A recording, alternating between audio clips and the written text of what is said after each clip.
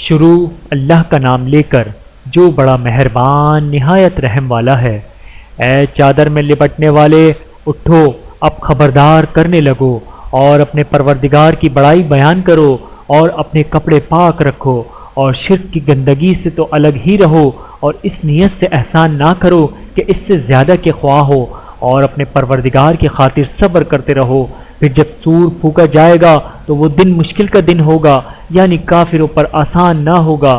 مجھے اس شخص سے سمجھ لینے دو جس کو میں نے اکیلا پیدا کیا اور میں نے اس کو بہت سنبھال دیا اور ہر وقت حاضر رہنے والے بیٹے دیے اور اس کو ہر طرح کے سامان میں وصیت دی، پھر بھی لالچ رکھتا ہے کہ میں اسے اور زیادہ دوں۔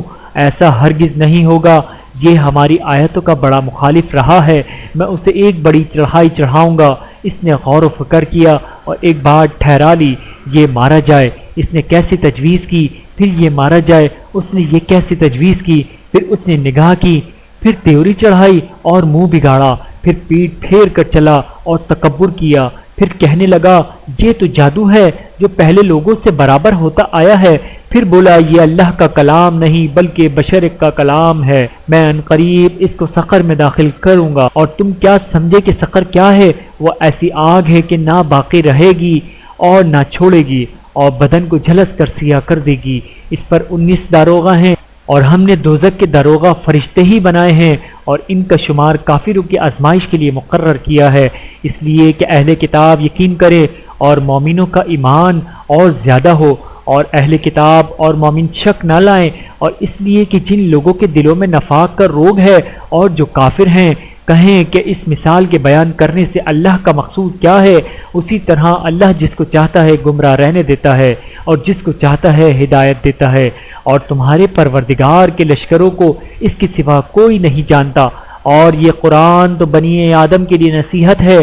ہاں قسم ہے چاند کی اور رات کی جب رخصت ہونے لگے اور صبح کی جب روشن ہو جائے کہ وہ آگ ایک بہت بڑی آفت ہے انسان کے لیے ڈر کی چیز، یعنی اس شخص کے لیے جو تم میں سے آگے بڑھنا چاہے یا پیچھے رہنا چاہے۔ ہر شخص اپنے کرتوتوں کے باعث گرفتار ہوگا، مگر داہنی طرف والے نیک لوگ جنتوں میں ہوں گے اور پوچھتے ہوں گے، یعنی آگ میں جلنے والے گناہگاروں سے کہ تم دوزخ میں کیوں پڑے؟ وہ جواب دیں گے کہ ہم نمازیوں میں شامل نہ ہوئے اور نہ ہم فقیروں کو کھانا کھلاتے تھے، اور ہم بحث کرنے والوں کے ساتھ مل کر بحث کرتے تھے اور روز جزا کو جھٹلاتے تھے، یہاں تک کہ ہمیں موت آ گئی۔ تو سفارش کرنے والوں کی سفارش ان کے حق میں کچھ فائدہ نہ دے گی۔ ان کو کیا ہوا ہے کہ نصیحت سے روگرداں ہو رہے ہیں، گویا گدھے ہیں کہ بدک جاتے ہیں جو شیر سے ڈر کر بھاگ جاتے ہیں۔ اصل یہ ہے کہ ان میں سے ہر شخص یہ چاہتا ہے کہ اس کے پاس کھلی ہوئی کتاب آئے، ایسا ہرگز نہیں ہوگا۔